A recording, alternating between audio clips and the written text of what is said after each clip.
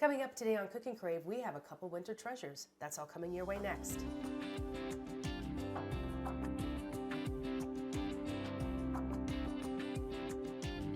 Hi, I'm Rhonda And I'm Laverne.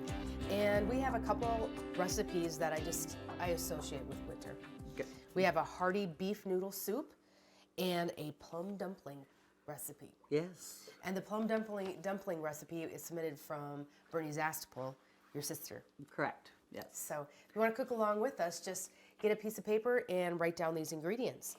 For the hearty beef noodle soup, you're going to need a pound of ground beef, a medium onion, a can of cream of celery soup, half a cup of frozen peas, 2 cups each of beef bouillon, and a V8 vegetable juice, Yes. a 4th teaspoon each of dried basil and dried marjoram or oregano, if you don't have that, half teaspoon of dried parsley, a 4th teaspoon of pepper, 1 bay leaf, and 2 cups of uncooked egg noodles. Right.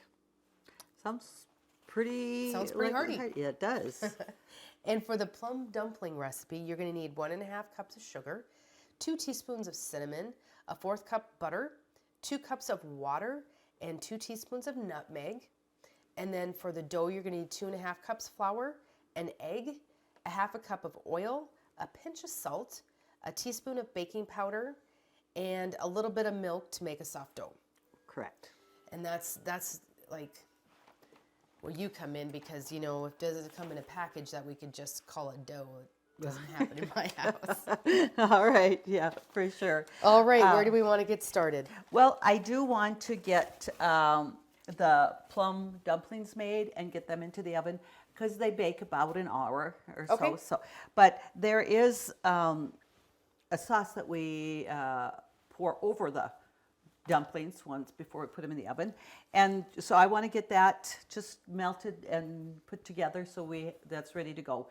And I did put the oven on at 350 because that's what we're going to bake the plum dumplings at. Okay. So we start with 1.5 cups sugar and a 4th cup butter, so that's just a half a stick. Okay. And then we're going to use 2 cups water. Okay.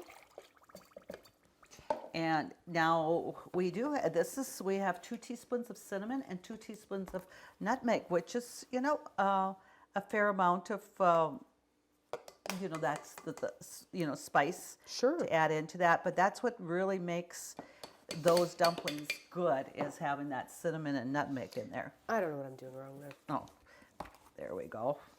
I'm pulling the wrong thing. Yeah. All right. So we have them in there. And so I'm going to just put this on the stove just to heat that up a little bit so that butter gets melted and Sure. the sugar is all, together there.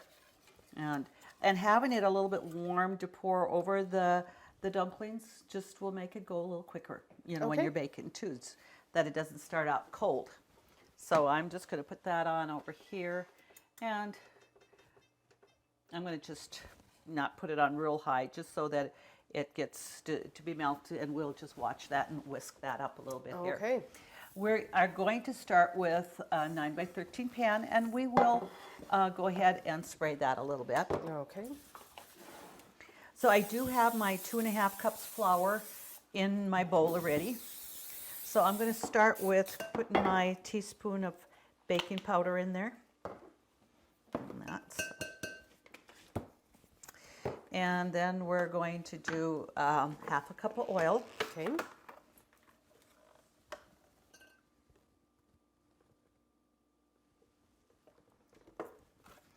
And 1 egg.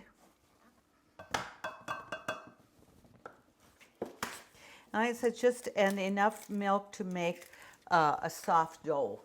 So I'm not going to start with, putting like a cup or anything. I'm going to have it like about a cup of milk, and then we're going to just kind of add as we need. And this way we'll have a little bit more truer measure for our viewers to say, okay, enough milk to make a soft dough. You'll have more of a amount that you will be using. Sure. So, okay. And then we want just a pinch of salt. A little bit of salt in there, not much. Okay. So that's all it's going to be for the dough. And so, like I said, I'm going to go ahead and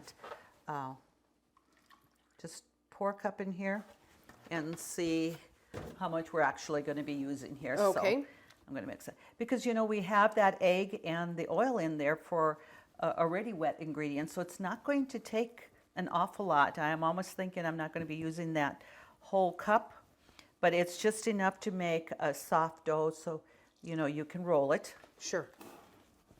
And you don't want it to be sticky either, like too wet. Correct. And so we always know that you start with a little bit at a time.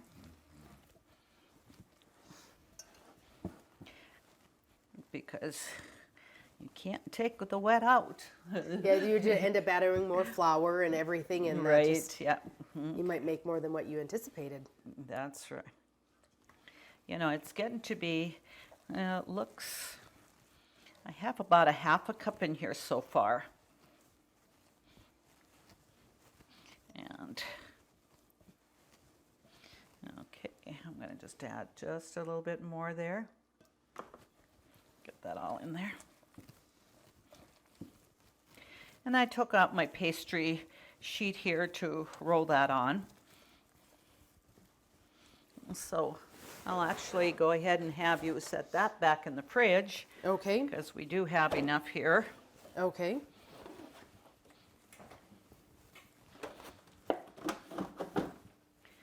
And I'm going to add just a tiny bit more there just to work that in a little bit, and I think that's going to be plenty. And if you get the right consistency with that dough when you're rolling it out, and if you use a pastry sheet, you should need very little flour when you're rolling that out. Okay. So there, that looks right there. I'm going to just put that on my pastry sheet and just work that just a little bit. So you figure probably about half a cup to 2/3 there? Yeah, I wouldn't, if you're going to add, don't add more than a half a cup. And we will just probably put on the recipe a half to 2/3 cup of milk. Okay. And like I say, you always want to start with less, or whatever. And this is something a little different too, and they're hard to find. Even in the summer, they're prune plums. It's different than when you go and see the regular plums. What are those bigger ones called? A plum.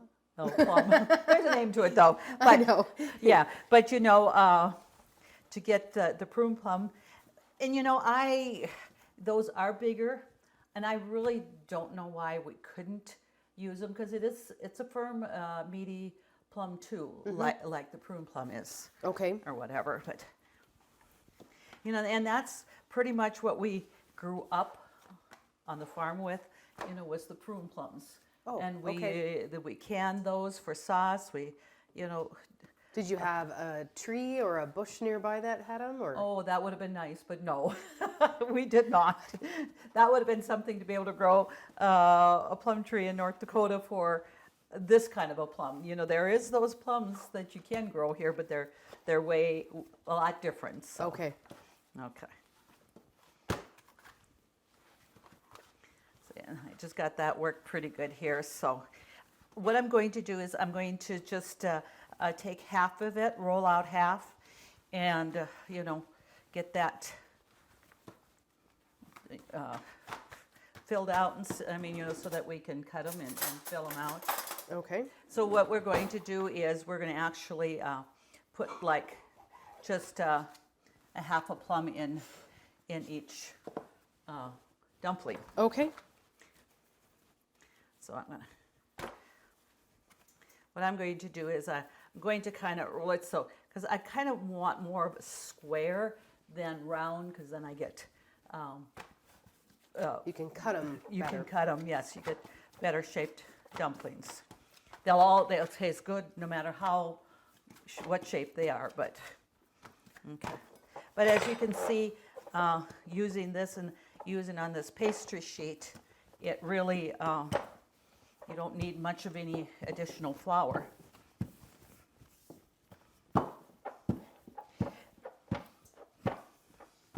And And this here, it's just a little different. It can be used kind of like a dessert, and yet it was also used kind of like a main dish, almost like on a Friday when we didn't eat meat and stuff like that. Okay. So, and that was always a nice treat.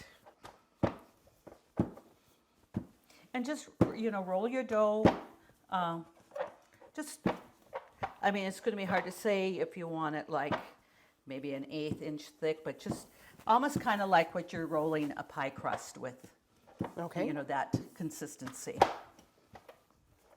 And I'm going to try to just make this, like I said, a little bit more square so that when I'm cutting that, it'll be easier to pinch shut and fill. Okay. And you roll them pretty thin. I mean, you're not leaving it real thick at all. No, not at all.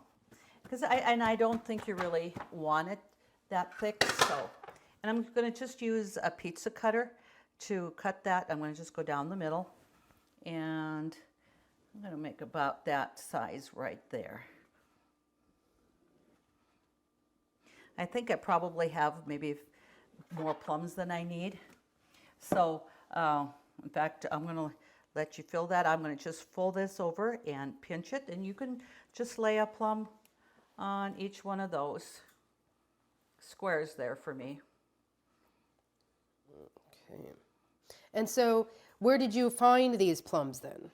Well, I was fortunate that my sister Bernie she had some and she shared with hers. There you go. And that's kind of what sisters do, which is nice, isn't it? You never gave me a sister, Mom. You just gave me brothers. Yeah. I'm sure they would share if they had them, though. Yeah, and we are just, we take what we get. But I love what I got. So, and this dough, it sticks very easily. So you see, then we're going to just pinch them all shut, and then we'll layer them in there, and then we will, when we have them all together, we're going to go ahead and pour the sauce over them. Okay. So as we pinch this there, well, let's just check the sauce, and then we'll get that together, and we'll just show the finishing product before we put it in the oven. Perfect. Well, we're done making our dumplings here, and that just made a nice even layer on this 9x13 pan. So okay. It's just perfect here. So let's come over here, and we're going to get our sauce that we're going to put over that. And this is our sugar and water and cinnamon and nutmeg and a little bit of butter. Okay. So while this is baking, does that thicken up a little bit?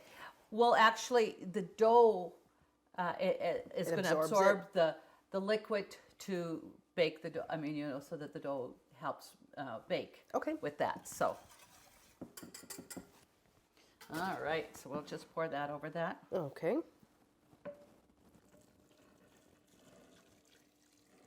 And it looks like a lot of liquid, but like I said, the dough is definitely going to absorb that. So we have the oven on at 350. Okay. So we're going to bring that over here.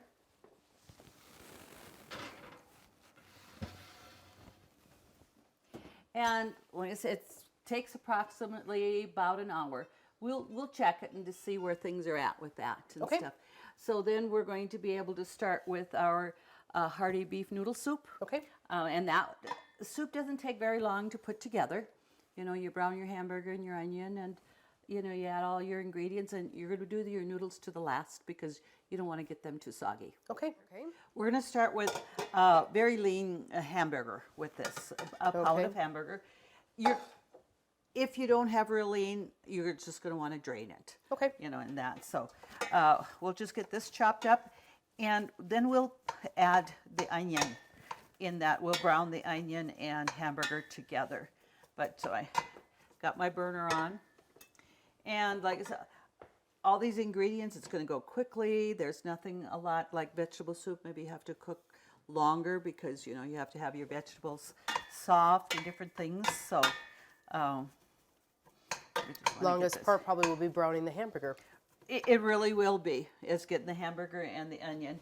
And so it's a pound of hamburger, and then it says a medium chopped onion. Okay. So we're going to get that in there and get that mixed up. And because it will take a little bit for this to really get heated, or it's really going to start browning. I just want to get this mixed, and then as this starts browning stuff, then we'll just come back. Okay, that sounds good. Yeah, and make sure you start with a good sized kettle. Okay. So it's not a great big recipe, but it's Well, always don't make better. more pans dirty. That's correct. Unless you like to do dishes. Right. Okay. Country Rose Cafe on East Villard is open for breakfast and lunch 7 days a week. Enjoy daily homemade specials, caramel and cinnamon rolls, several different kinds of homemade pies made fresh every day. Country Rose Cafe is also famous for homemade soup, including their ever-popular Nefla served every Tuesday. While you're in, make sure to pick up your Channel 18 Cooking Crave recipes and like us on Facebook for different specials and announcements. Country Rose Cafe, the way a cafe should be, located at 837 East Villard in Dickinson. Okay, well, the hamburger and the onion is brown, and it's very lean. There isn't anything to drain off here. Okay. So we're going to add 2 cups of beef broth. There. Okay. And then I do want 2 cups of V8 juice.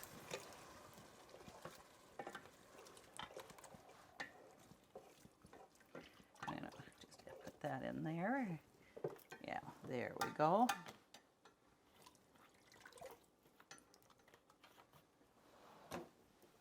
And we're also going to put in a can of cream of celery soup. Okay. Mix that up there.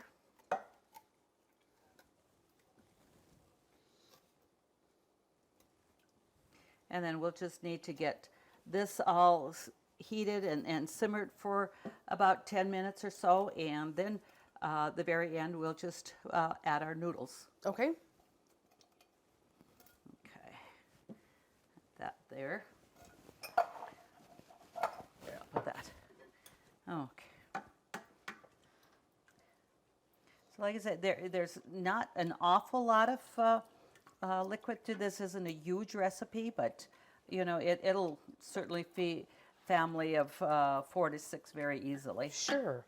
And especially if you have something else to go with it. Correct. Yes.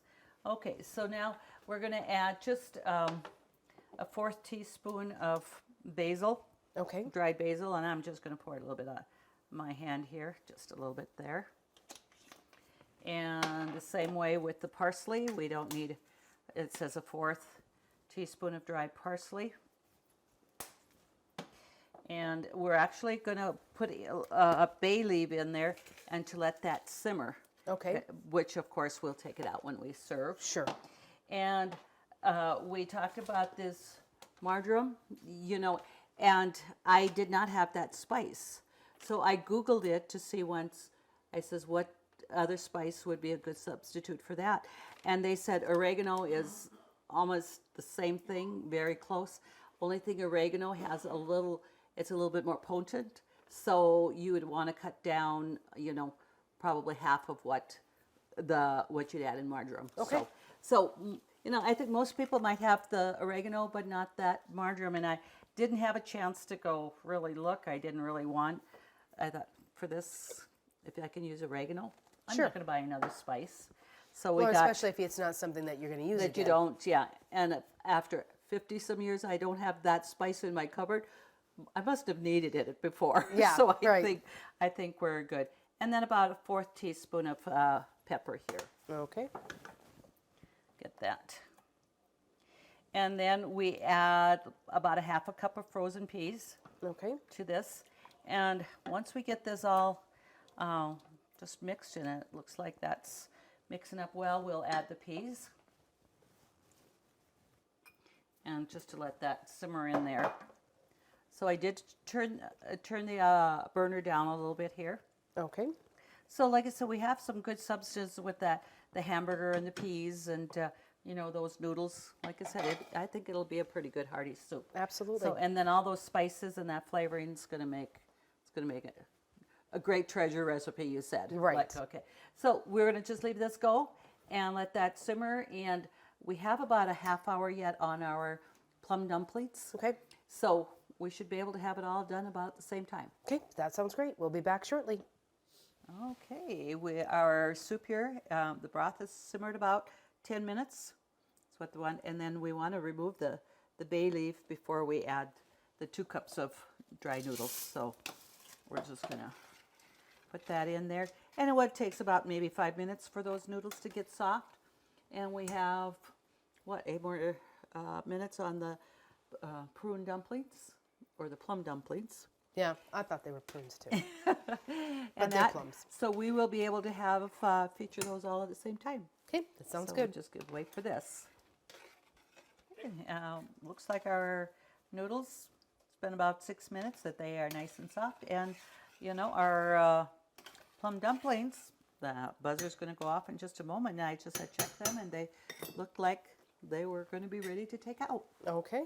So we will do that, and I will just turn off the burner and that, because it's certainly going to stay hot enough. So we're going to just take that up, let it heat a little bit. And when we're looking at this and we put all that liquid on top, we thought, oh, that's going to be a lot of liquid. But we can see it is not. It is just cooked up really, really nice. So I'm going to bring the soup over. Okay. And because that should be done.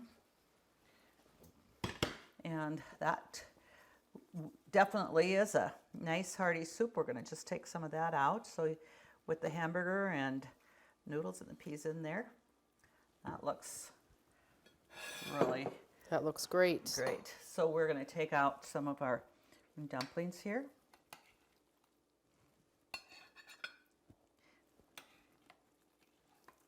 And so the sauce like you said, it's really cooked up, but with the sauce, you just put that over the top then? Right, That's that how you little bit of traditionally did it at home too? Yeah, that little bit of liquid in there. And so it's going to be kind of dependent upon how you are wanting to feature this. When that cools down just a little bit, that having even something like whipped cream over that to make it a true dessert, Sure. or however you want to eat it, it's going to be great. All right. All right. So we have our soup, and once you're done with that, I think we're ready to dive in with these dumplings, aren't Well, I can't wait to taste them. we? Yeah. They both look fabulous, and we thank Bernie Zastable for submitting this recipe for the plum dumplings. I'm sure that's going to be a family favorite of many of our viewers. I hope so, and All I think right. so. Yeah. To get these recipes, just go to Consolidated's website, www.consolidatednd.com. Please submit your recipes for us to cook for the viewing audience. Thank you so much for joining us, and join us next week when we do it all over here again on Cooking Crave.